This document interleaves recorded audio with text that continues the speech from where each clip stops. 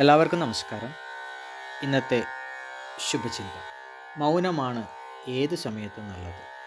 പ്രതികരിക്കാൻ പോയാൽ നമ്മൾ തെറ്റുകാരാകും. കാരണം തെറ്റ് ചെയ്യുന്നവർ ന്യായീകരിക്കാൻ ഏറ്റവും മിടുക്കരാണ്.